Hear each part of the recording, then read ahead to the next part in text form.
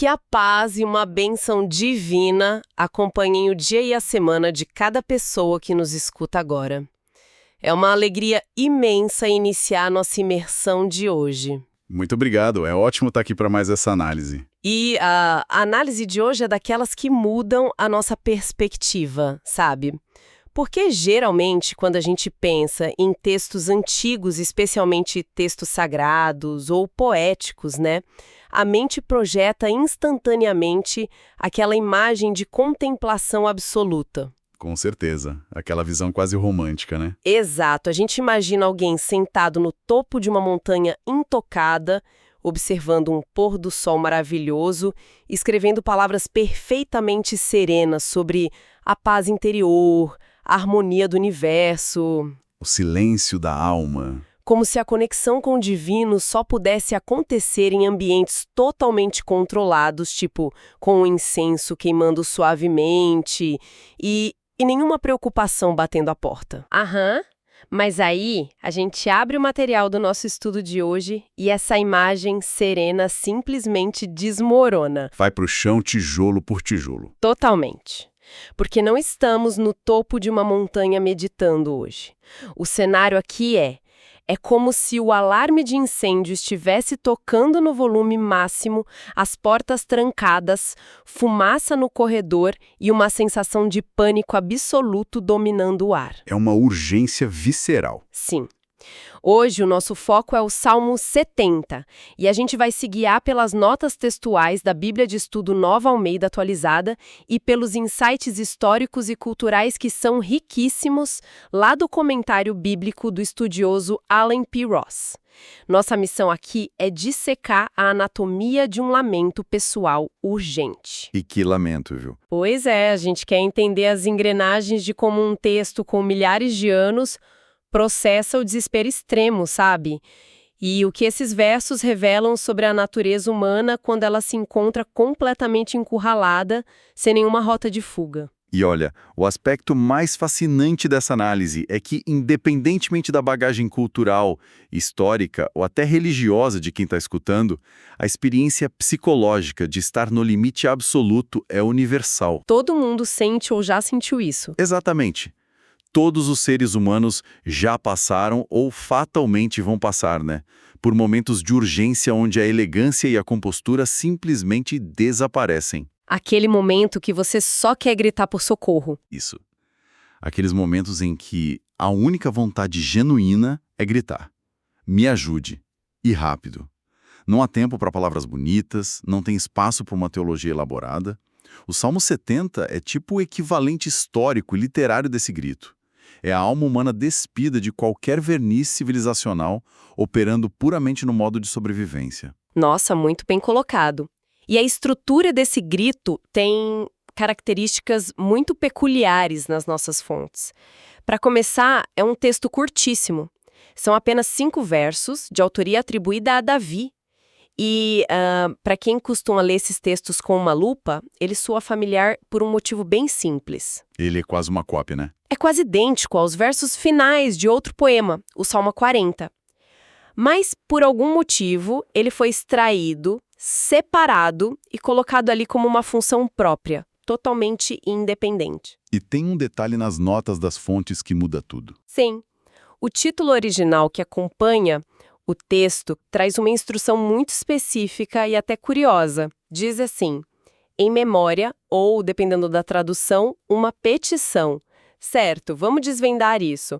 O que esse cabeçalho significa na prática? Então, esse detalhe não é só uma curiosidade histórica.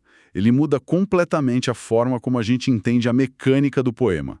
O comentário do Alan P. Ross sugere fortemente que essa instrução, esse em memória, indica que este salmo tinha um uso prático e litúrgico extremamente específico. Tipo um ritual. Isso. Ele provavelmente era recitado em voz alta em conexão direta com as ofertas no templo. Existe até uma referência a práticas descritas lá em 1 Crônicas ligadas a essa liturgia. A função central era servir como um lembrete. O salmista estava, através do cheiro da oferta queimada e do som dessa poesia urgente, lembrando o Senhor do seu pedido de socorro. Sabe, tentando visualizar isso, a primeira ideia que costuma vir à mente é algo bem cotidiano, tipo amarrar um barbante no dedo para não esquecer de algo, ou então colocar um alarme no celular com aquele som bem estridente nomeado em letras garrafais. Não esqueça isso. Uma boa imagem. Mas se a gente pensar bem, essa metáfora do alarme falha um pouco, né? Porque pressupõe que a divindade sofre de amnésia cósmica e precisa ser lembrada das coisas. exato. E a teologia ali não funciona assim. Pois é, analisando o contexto, parece que a dinâmica é outra. É menos sobre amarrar um barbante no dedo de Deus e muito mais parecido com, digamos assim, a invocação de uma cláusula em um contrato que é legalmente vinculativo. Uau, sim. É como colocar um documento assinado sobre a mesa e dizer: olha, nós temos um acordo histórico aqui e eu preciso que essa cláusula de proteção seja executada imediatamente. Essa analogia do contrato captura perfeitamente a essência da teologia da aliança no Antigo Oriente Próximo. A linguagem de lembrar no mundo antigo, e o Ross deixa isso claro, não tem nada a ver com recuperar uma informação perdida na memória. É uma linguagem estritamente relacional e pactual. Um compromisso assumido. Isso. Quando a pessoa que ora pede para a divindade lembrar, ela está, na verdade, pedindo para que haja uma ação baseada num compromisso pré-existente. E é um fator psicológico brilhante nisso tudo. Qual? O ato físico de levar a oferta, o cheiro do incenso ali no momento, a cadência rítmica do salmo sendo recitado, tudo isso funciona como uma âncora tátil e vocal. Porque quando a mente humana entra em pânico, ela se fragmenta. A gente perde o chão, né? Fica sem foco. Totalmente. Então ter uma ação física, litúrgica, materializa a fé no meio do caos e aterra o indivíduo. Traz ele de volta para a realidade. Mas a compreensão de que esse salmo era um lembrete de emergência nos leva naturalmente a perguntar: qual era a emergência tão grave que exigia essa ação imediata? Ninguém aperta o botão de pânico a menos que a casa esteja efetivamente em chamas. E o material do Ross deixa muito claro que o incêndio aqui não era só uma figura de linguagem, não? Os primeiros 3 versos não deixam espaço para sutilezas. O texto já começa exigindo prece absoluta. Agrada-te, ó Deus, em me livrar. Apressa-te, ó Senhor, em me socorrer. Tem um desespero palpável aí. A sensação de perigo letal é a força motriz logo na primeira estrofe. O comentário destaca que a ameaça enfrentada pelo autor não é um probleminha abstrato, há uma crise existencial ou um dia ruim no trabalho. A ameaça é de dupla natureza e ambas são devastadoras. Físico e psicológico, certo? Exatamente. Primeiro, há uma ameaça física explícita. O texto menciona pessoas que buscam tirar minha vida. Existe uma espada real apontada para o pescoço do autor. No entanto, o que muitas vezes aniquila a pessoa antes mesmo da violência física acontecer é a violência psicológica. Sim. E essa é a segunda camada da ameaça que o Salmo aborda de forma super crua. E a fonte detalha essa violência psicológica perfeitamente. Os inimigos não querem apenas destruir o Davi fisicamente. O objetivo final parece ser a humilhação total. O texto relata que esses opositores se alegram com a desgraça e gritam: bem feito, bem feito. Algumas traduções usam até interjeição arra. Sim, arra, é a zombaria na sua forma mais cruel e destilada. Se a gente trouxesse para a nossa realidade contemporânea, é o equivalente exato à cultura do cancelamento. Nossa, total. Um linchamento virtual. Ou um linchamento público nas redes sociais. Isso mesmo. É o terror absoluto de ver a própria vida desmoronar, enquanto uma multidão assiste de camarote, aplaudindo e saboreando a sua ruína. E, segundo Ross, essas pessoas aplaudindo não eram necessariamente estranhos aleatórios, correto? Correto. E a identidade desses inimigos aumenta consideravelmente o peso do trauma. O Ross aponta que poderiam ser 2 grupos distintos.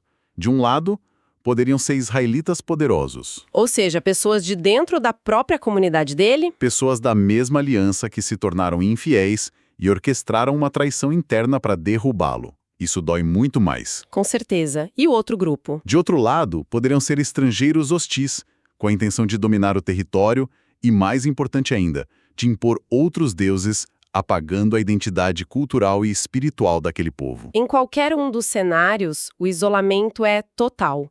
O salmista está cercado por indivíduos que detêm o poder e que estão consumindo ativamente o espetáculo da destruição iminente dele. Sim, é um tribunal público de zombaria. E diante desse perigo letal, a reação registrada no texto é muito instintiva.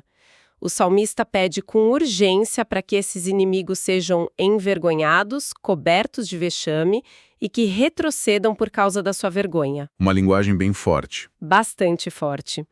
Lendo isso com os olhos de hoje, a primeira reação de muita gente é pensar: olha, isso soa um pouco vingativo. É verdade.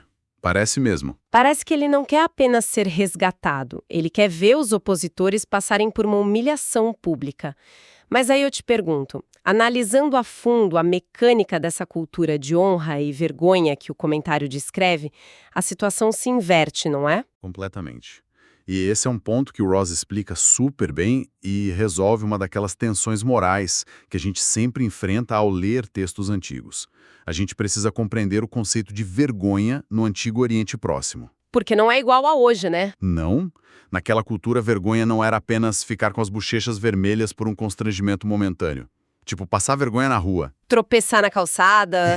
Isso não é tropeçar na calçada. Vergonha ali era a derrota pública de um propósito, a perda total de status social. Era literalmente uma morte social.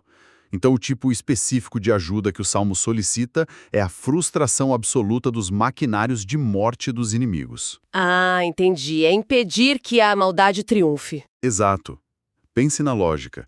Se um grupo planeja ativamente assassinar alguém de forma injusta, o sucesso deles seria a coroação do mal.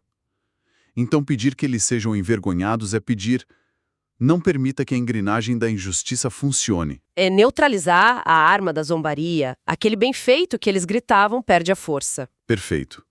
Se o malvado não consegue realizar o mal, ele é forçado a recuar em desgraça. É um clamor desesperado pela manutenção da ordem moral e o mundo onde os tribunais humanos claramente já falharam. Nossa, fica muito claro quando você coloca dessa forma. É pegar a própria arma que os inimigos estão brandindo, a destruição da reputação e a vergonha, e usá-la contra as ações deles mesmos.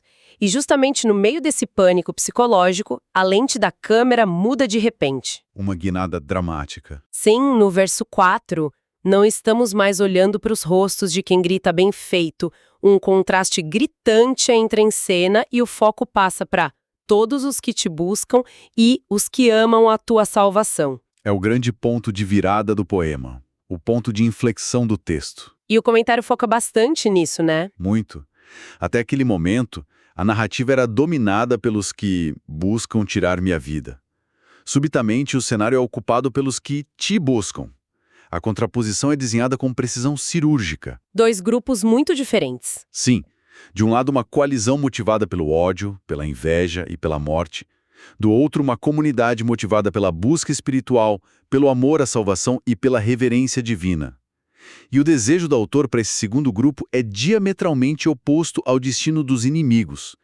Ele pede que os fiéis exultem, se alegrem e digam continuamente: Deus seja engrandecido. Ora, tia, que fica realmente interessante. O que torna essa transição absolutamente espetacular não é apenas a mudança de foco temático, é a forma como isso foi codificado no idioma original, no hebraico. A estrutura por trás das palavras. Isso. O material do Allen P. Ross revela uma estrutura literária oculta que é fascinante. Ele aponta a presença de um quiasmo, e, mergulhando no funcionamento dessa ferramenta literária, o quiasmo não é apenas um truque de escrita poética para parecer mais sofisticado ou erudito. Não mesmo, é muito mais profundo. Trata-se de uma simetria, um eco invertido do próprio texto. É uma estrutura espelhada genial. É brilhante. A arquitetura poética aqui exige uma habilidade tremenda. A última estrofe do Salmo espelha a primeira de forma totalmente intencional. No verso 5, a palavra apressa-se faz um eco simétrico e direto ao agrada-te do verso 1. Elas se conectam. Se conectam. Mas a engenharia do texto vai além disso. O fechamento do poema descreve Deus como amparo e libertador. E sabe qual é o detalhe? No hebraico original, essas duas palavras são sinônimos perfeitos dos verbos livrar e socorrer que foram usados no primeiríssimo clamor do poema. Só que tem um truque, né? Tem. A genialidade está no fato de que essas palavras aparecem na ordem inversa na conclusão. É como um abraço poético. Pensando no porquê de um autor que está em pânico absoluto, se dá o trabalho de criar uma simetria reversa tão complexa. A resposta parece estar na própria natureza da cultura oral hebraica, certo? Totalmente ligada à oralidade. Porque, em uma época sem livros impressos ou telas de celular para rolar o texto, a estrutura quiástica atua como um mapa mental inquebrável. Força o cérebro de quem recita a caminhar por uma trilha escura, atingir o ponto central de crise bem no meio do poema e, em seguida, fazer o caminho exato de volta para a luz, refazendo os mesmos passos. E isso traz uma estabilidade emocional imensa. Sim. Visualmente, é como se o poema construísse uma redoma de proteção literária, uma fortaleza arquitetônica ao redor de quem está orando. O texto começa clamando por socorro e livramento e socorro e termina declarando o amparo e o libertador, fechando um círculo. As paredes, o chão e o teto dessa redoma são formados pela certeza do resgate. Todo o caos, os inimigos e o perigo ficam do lado de fora dessa estrutura verbal selada. Olha, essa imagem da redoma arquitetônica explica perfeitamente a função psicológica do quiasmo. A forma serve inteiramente à função aqui. Em culturas orais, a simetria fornece esse aterramento psicológico. O autor começa o poema olhando para fora, aterrorizado com as ameaças externas e a zombaria implacável. O pânico inicial. O pânico. Mas, à medida que a estrutura espelhada avança, ocorre uma transformação interior. Ele é conduzido mentalmente de volta à segurança. A simetria organiza o caos interno. A pessoa encurralada termina o poema contida, mas não mais pelo medo dos inimigos, e sim abrigada dentro da realidade inabalável de quem Deus é. O texto é literalmente um exercício de regulação emocional através da poesia sagrada. Uau! É belíssimo. E uma vez que essa fortaleza mental é construída e o caos externo é bloqueado, a percepção que o autor tem de si mesmo sofre uma alteração drástica. O que nos leva ao clímax emocional desse estudo. O verso final. Isso. No último verso, depois de clamar por justiça e vislumbrar a alegria dos fiéis, o autor olha para o espelho e faz uma autodeclaração surpreendente. Ele diz: "Eu sou pobre e necessitado." E, historicamente, como a gente falou no começo, sabemos que a autoria é atribuída a Davi. Um rei poderoso. Exato. Alguém com acesso a exércitos, alianças políticas, riquezas incalculáveis e fortificações militares. Ele estava muito, muito longe de estar em situação de vulnerabilidade financeira. Então, usar esses termos não faz sentido.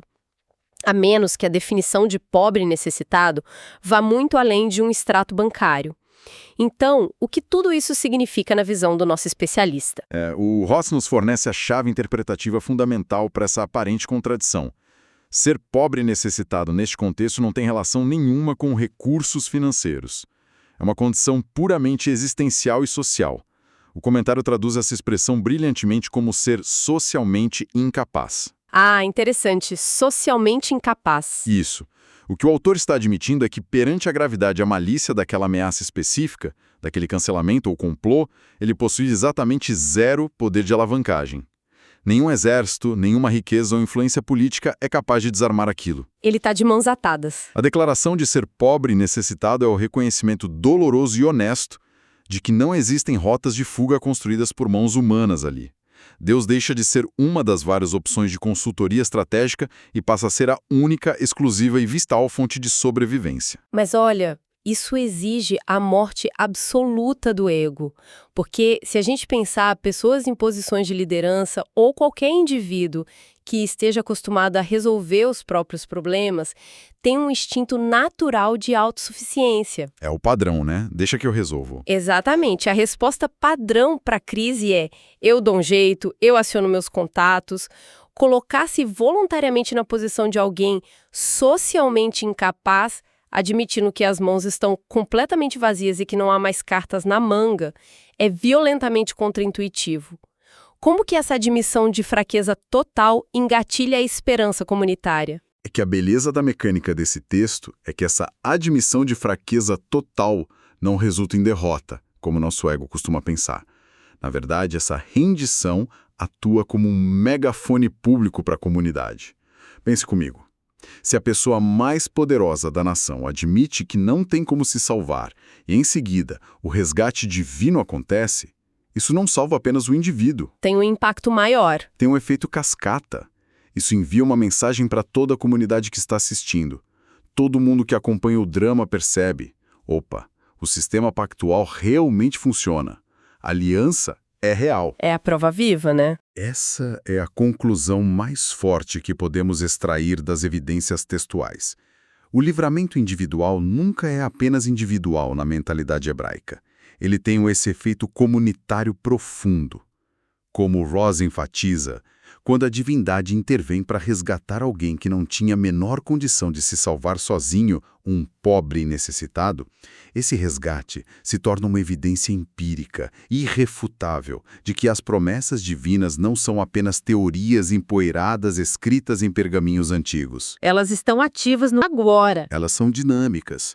O alívio de um único sofredor injeta uma onda massiva de encorajamento e alegria em toda a companhia dos fiéis. O grupo do verso 4, que se alegra e diz "Deus seja engrandecido", não está celebrando conceitos abstratos. Eles estão celebrando o fato de terem testemunhado alguém que estava à beira do abismo, sem recursos, ser resgatado com sucesso. Então, o sofrimento isolado que antes parecia não ter nenhum sentido ganha um propósito coletivo gigantesco. A humilhação que os inimigos tentaram impor se dissolve e o resgate daquele que se declarou vulnerável vira um troféu vivo de esperança para todos os que observam ao redor.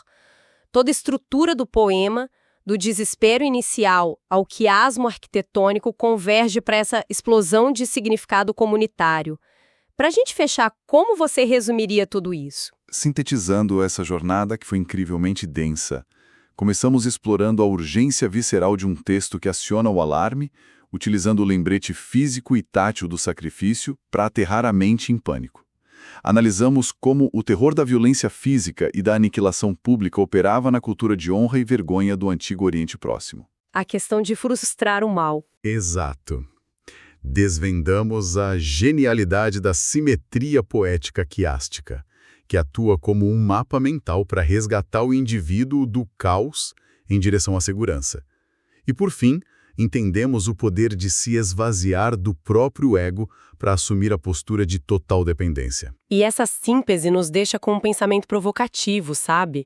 Uma reflexão profunda para carregar ao longo dos próximos dias. Qual seria? Vivemos em uma sociedade moderna que é absolutamente obcecada e que idolatra a autossuficiência inabalável. A mensagem contínua que a gente recebe o tempo todo é que precisamos ser blindados, produtivos, independentes e que admitir vulnerabilidade é quase uma falha de caráter, irreparável. É o peso de ter que dar conta de tudo sozinho sempre. De ter que dar conta de tudo. Talvez a gente tenha perdido a capacidade vital de admitir que somos, de fato, pobres e necessitados diante de muitas crises. Quando as rotas de fuga desaparecerem e os críticos ao redor estiverem com a zombaria pronta para gritar "bem feito", talvez o verdadeiro teste de força não seja tentar resolver tudo sozinho. Uma mudança de paradigma. Exatamente. A verdadeira força pode estar na coragem de abandonar o ego, de permitir que a fragilidade venha à tona e entender que, ao sermos amparados na nossa incapacidade, a nossa história de resgate se torne o farol de esperança exato que as pessoas ao nosso redor precisavam ver para voltar a acreditar. Que Deus abençoe todos os ouvintes.